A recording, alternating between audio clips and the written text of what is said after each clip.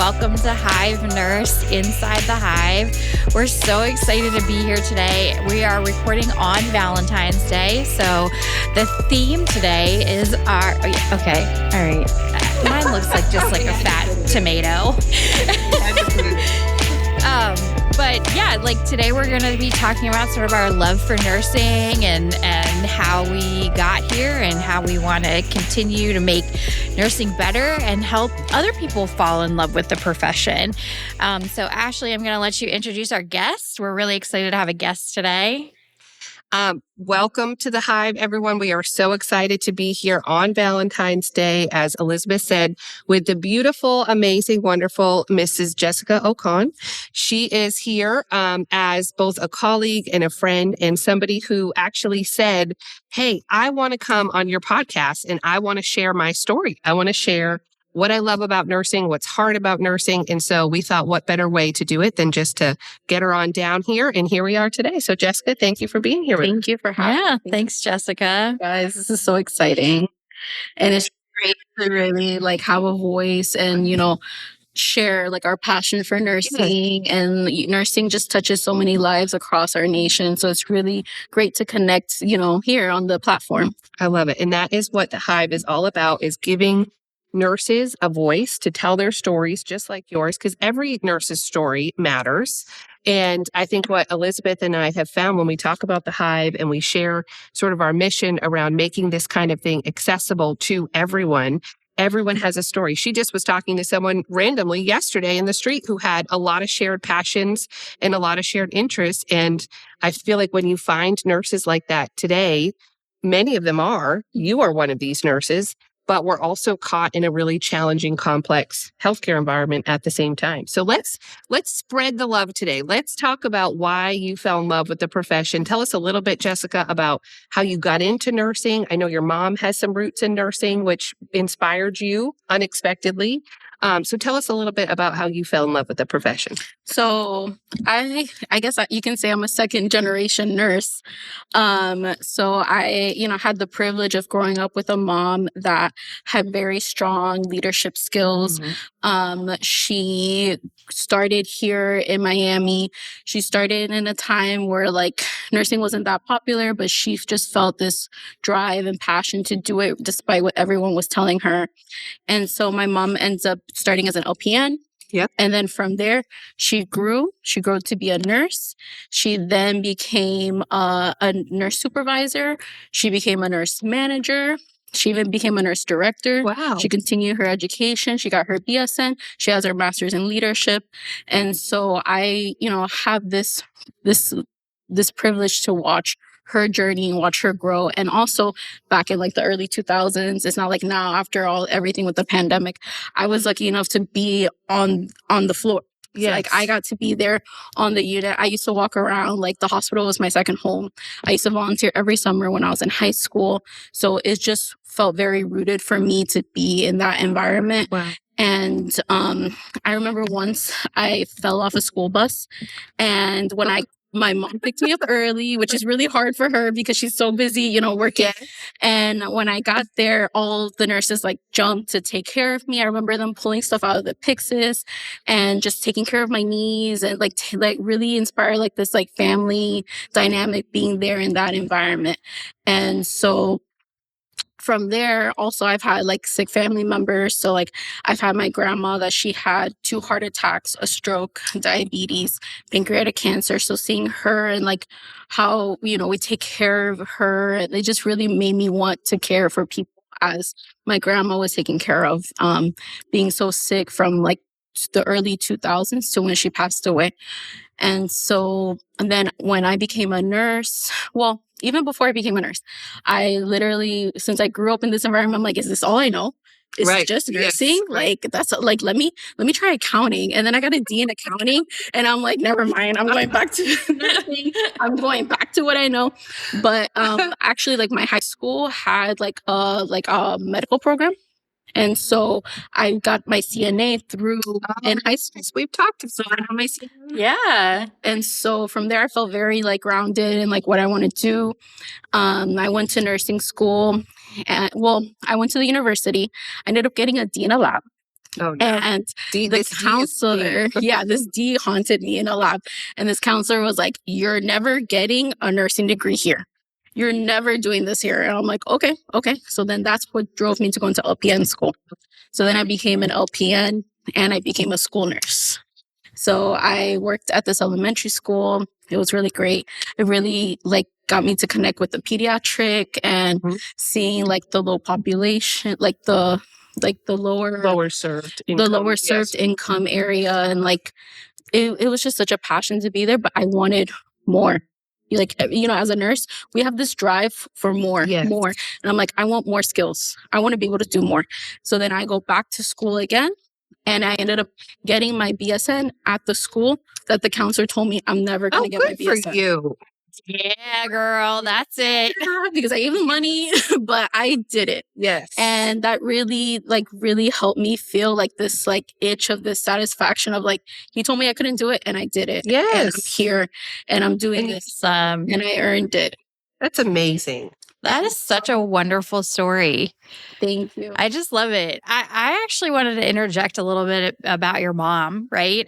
Because Ashley and I are both moms too. And sometimes I feel like our kids look at us being a nurse as a detriment a little bit, right? Right. Yeah. Because we are so compassionate about our patients, the people that we care for, the nurses that we work with.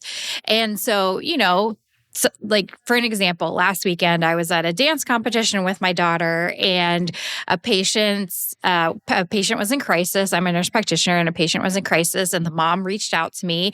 And it was during the awards ceremony where my daughter was getting the top 10 award. And I stepped out because the mom texted me and said, like, this is a real emergency. And so I stepped out and all the things. And then I was getting like multiple FaceTime phone calls from my daughter, like, we're not here. And I was like, okay, well, I was dealing with an emergency and I just like got this kid, admitted to where they needed to be admitted to and helped them. And then she was like, oh, okay. I think that's okay. I was like, of course it's okay. Of course it's okay. Yes. I think it's like hard when you don't really see like what you guys go through, like as a kid to a parent perspective, where I was lucky that like I was on the floor with my mom. Like she will walk me around the hallways and she was on like a trach floor and she'll be like, you can't smoke or you're going to end up like this. I'm like, okay, I'm not doing it. So like whenever like she couldn't be there, I understood because I see where she's working and I see the place of where she is. And so I was just used to like my other parent, like my father being the person for me to like, if something's wrong, I'm going to call my dad. And like, I still had that support and she feels guilty. I was literally with her last night and she's like, I wasn't there for you. I spent so much time in studying. And she just has this like mom guilt. I'm like, Mom, it's okay. Like you did your thing. Like you did what you need to do. Well, like, look at you. Look what she raised. Yeah. This beautiful, like self-sufficient person who has, gone through all the things that she taught you to go through. She gave you that strength and inspiration. And now you're giving back to the profession just like she has too. I remember you saying about your mom too, that you often found you knew she was exhausted. Like her work exhausted her. What do you feel like you in this work now, do you feel that same level of exhaustion and that feeling, or do you feel like you found a different way? Yeah, I feel like I found a different way. Like for me, I knew I never wanted to do leadership. I knew I'm like, I cannot, like people will call her constantly calling out. It was like normal for my mom to be like, okay, this is another call out. Oh, I need to get it. And like, I would see this like frustration or like in the morning, I'll see her in meetings before she even gets to the building. And so I'm like, I'm not interested. Like, or she will also have this anxiety being in a leadership of like being at risk of losing her job and feeling like she's up for the chopping block. And like, I didn't like that pressure and I was not interested in that. So I found a different way where I was more inspired in the educational aspect of nursing, where I can still touch people. I could still inspire people. I could still be a leader in a sense, but I am helping grow nurses and I'm helping like, I feel like education is also like mentoring, where I'm mentoring the next generation of nurses. So I'm able to touch nurses without having that part of leadership where you have to like reprimand people. Yes. No, it's so true. And Jessica is a nurse educator is what she's referring to. And I think I have done so much in the world of education, but I feel like what you're saying too, my impact is still there. And if I can teach other nurses how to love the profession as much as I do, then I've done my job. I've also been like your mom and been a manager, and it was one of the hardest jobs I've ever done. Elizabeth and I talk a lot about my time managing multiple units. And even though it was hard, and I'm sure your mom felt the same way, and I've been thinking lately, is it that it's hard, this work that we do, and we love it, or are we addicted? Is there sort of like this addiction to it where you get addicted to the problem solving and the dealing with the people and kind of navigating all of this, and I don't know how not to work in that way, because it's just who I am. It's a part of me. It's a part of who you Yes, I can't not do it. And I guess that's what I'm hoping that my children see, is that whatever profession they go and choose, hopefully it doesn't feel like a job or Right. just like checking a box, but that it's a part of who they are and they're impacting something. I always say that to them. I don't care what you do, but you have to be a good human and you have to make a difference in the world. 100%. I literally had this conversation with a nurse over the weekend who's also a dance mom. And what was interesting about it was a group of us. There were 4 nurses that were dance moms kind of all sitting together.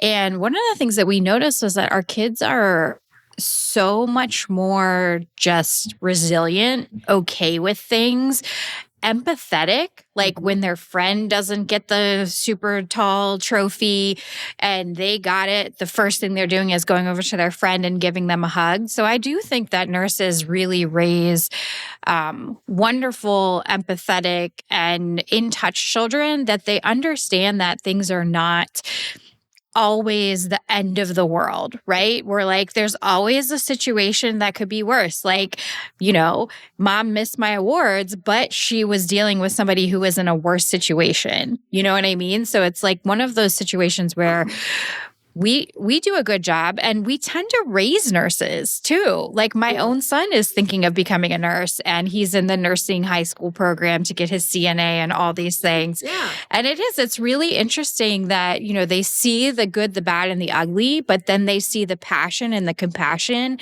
and the love for what we do and, want to be a part of that. It's interesting. I just recently applied for and then ultimately got into a PhD program. And I was telling my daughter the day that I had the interview, I said, mommy's got to go. I got to leave early. I have this interview all day that I have to be a part of. And she said, for what? A new job? And I said, no, for a PhD program. She says, Mommy, what's that? I said, well, it's a doctorate program. She says, but you already have your doctorate. And I said, well, you're right. So she goes, Mommy, what are you going to be? Doctor? I said, yeah, I sure am. Yes. So it's funny how they listen. And then later on, when I told her that I got in, it was like our roles were reversed. She was so proud of me. She was Mommy, I am just so proud of you. You are amazing that you got in and you're going to be incredible. And I think because they're hearing us. I mean, they hear me on the car. I probably the biggest guilt I have is telling them to be quiet constantly when I'm in a car, because so many times picking them up from things, I'm getting the calls, I'm answering the things. I'm like, guys, be quiet. This is a work call. This is my boss, whatever, whoever it is. And they know enough to do that, but they also hear me coaching, mentoring, teaching, problem solving. And I think they do take a lot of that with them. Yeah. And you're proof of that. Yeah. And I just feel like growing up, my mom she's a nurse that advocates for nursing. Like she wants people to go into the field. Like she always promotes nursing. But she always advocates that you could do anything in nursing. You could do education. You could do leadership. You could be at the hospital. You could be at the clinic. You can be remote. You can do, we just went and my mom wanted to get a piercing. And I'm like, Mom, you can't go to Claire's. She's like, I'm just going to go to Claire's. Yeah. I love it. We need your mom. I need to bring my mom here. Yes. And I'm like, Mom, you cannot go to Claire's to get a piercing. That's ridiculous. I'm like, you need to go to like a tattoo shop. She's like, I'm not doing that. And she did research and she found a clinic where nurses pierce people. Oh. And so nurses that are doing the piercings. And so we went, we met them. They're really great people. And you could do anything. You can go on a cruise ship and be a nurse on the cruise. You can be a school nurse like I did. Like nursing is so vast and there's so many opportunities that we don't even know are available as nurses. Yes. And it's all impactful. And I mean, truly we say this, but now is it 20 years in a row or 25 that we're the most trusted profession? I think it's 22. 22. Okay. But no, there's a reason for that, and look at you. You're so funny that you allowed her to get her piercing with the nurses. So cute. I love it. No, but I think it is a love story. I think nursing is a love story. And I think in every love story, in every good relationship, there are ups and downs and there are moments that are really hard, but it's the grit and the resilience and the compassion and that one patient that is so grateful that you were there for that moment or that time. We've just dealt with a really difficult situation with my daughter in her school, elevating a bullying situation that had gotten out of hand. And I had a mom literally say in a text message, I am so grateful for how you handled this. You pushed it. And I do think a lot of it is because of my background in pediatric nursing. I saw red flags that I knew were not acceptable, but I think it's my expertise that allowed me to raise that concern and make a really difficult situation come to light. And to see those red flags. Yes. And I had the confidence because of what I do, and I had the ability to navigate the system. And it's just, nursing is just, I think, a beautiful love story. I really do. It really is. I mean, I'm not the rainbows and butterflies person, but I guess on Valentine's I can be full of hearts and love. But Andrew, you better put some words on the screen for that. I know. Yeah. I'm all hearts and loves today. Valentine's is a top holiday for me. I mean, Christmas is number one, and then Halloween, and then Valentine's. It's really just somewhere in the middle, but that's fine. Yeah, it's in the middle. It's fine. But it is such a wonderful story, and remembering and reminding other nurses how special and important they are. I had a coaching session with a nurse that I've been coaching for a little bit, and we had sort of a text exchange, and I saw this job opportunity for her, and I was like, do you have a master's degree? And she said, no, I only have a bachelor's degree. I said, girl, you have a bachelor's degree. That is the most popular degree right now. Yeah. I work in a critical access school where we have 100 seats for nursing and 1,500 pre-nursing majors. Wow. There's, I'm like, you are the most popular person on the planet to have a bachelor's degree. Like, own that and be proud of it. Like, you earned that. Like, no, not, I just have a bachelor's, but I have I'm a bachelor's prepared nurse. Yes. Yes. No, it's so true. And I think, Jessica, hearing your story and your perspective and what you've come from and through, I think is just another powerful reflection. And we talk a lot in the Hive about the power of reflection, thinking on what experiences you've had to help you deal with the burnout or to help other nurses deal with that. And I'm sure when you've worked with some of our newest graduate nurses as well that are out there, you see that they love the stories. They want to feel connected and valued by the profession. Mm-hmm. And that's what we get to do. I mean, that's what we do here at the Hive, but that's what people like you are doing for them every day through your education. And all their stories are so personal. It's like their family touches them, or they had a moment where their family was in our facility and they, were inspired to work in that specific place because of that care that they receive for their family. So it's interesting to see how everyone's journey to nursing is so different and unique, but it's so driven and passionate. So human. It is. Yeah. I mean, I love those stories. You'll see them on the news every once in a while. I was a NICU nurse, so, they graduated from the NICU and then ended up becoming a nurse in the same NICU. Oh, yeah. And it's like you see those and you're like, whoo, there's a little bit of feelings there, know? But I love hearing sort of people's, whether you fell into nursing, whether, whether you ended up here sort of because it was pragmatic and smart and practical to do, the passion still exists. Yeah. You know what I mean? Like, you don't need that like super big calling that like with Florence Nightingale with her lamp showing up in your dreams. You can, and I understand from Ashley that Jessica, you had sort of that sort of pragmatic approach, which is similar to what I had. Yeah. Would you like to share a little bit about that for us? You decided when you went into nursing that you were like, okay, this is what I'm going to do because, I can become an LPN, I can do all this stuff. But then that passion kept coming for you. Yeah, the passion just kept coming. Like I said, I started in high school in the medical career. I had my mom. I was even in the high school. I was the chair of the blood drive there. Oh, so I really was like, I took my job serious. Yes. Speaking about hearts and love, right? Go right to it. I was running that blood drive and you would think they were paying me to be there. But I really was like, man, like I was so passionate about bringing people there and getting all the donations and like making sure everyone that was donating was okay. I was making sure they had food, making sure they had snacks, making sure they didn't pass out. Yes. We've had people passing out while they're getting the donation done, and we've had people pass out before they even get stuck, just from like the anticipation. Yeah, the anticipation. They freaked them out and they passed out. But like I went to the university and I'm like, is this all I know? And so that's when I switched over to the accounting, and the accounting, it was just like another language for me. I was like, I don't speak accounting. I don't speak. Like, I really was like, this vocabulary is so odd to me that like nursing, it was just like a natural. It was natural. Like I connected to everything, and I loved learning like the Latin, like the abbreviations, and like that, like helping you break down the words that we have in our jargon.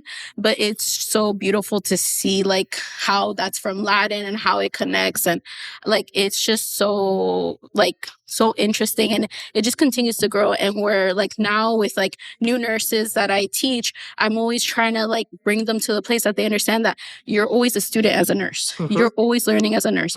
Nursing is going to continue to grow. We're continuing our innovation. We're continuing our research. We're continuing what we're learning from, and we are a very we're like modifiable, like we're moldable. Yes. We're learning to move with the time. And so now I'm going back to school to get my master's in nursing informatics because I think it's so interesting. All of the data that we can collect. I love Epic. Epic is like my happy place. So I'm so glad that you exist because Epic is my unhappy place. That's why we need everybody to contribute. That's amazing. And I think even just when you talked about the new nurses, I was with a group of them just this week, and they're still in clinicals and brand new to clinical even. And they're all in a row. And I was like, their eyes are like so excited to talk to me. I don't even know why, but they're like, what are you going to tell us? And I was like, what's the most exciting thing you saw today? And they were like, the wound vac. It was so cool. And it went on the wound and it's sucking it out. And I was like, isn't it so satisfying? I mean, who cares about those ASMR videos on YouTube? Like, just go watch a wound vac and it's so good.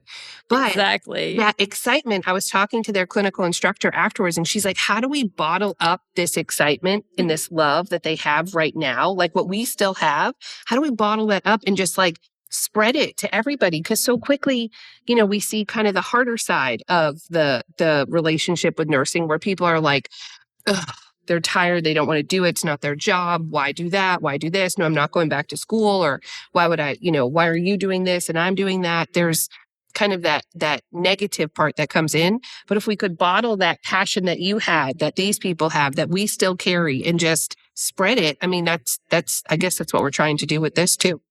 Yeah. Well, I have one other question for you, Jessica. You mentioned connections, and it's Valentine's Day, so everybody's trying to make that love connection and all the things.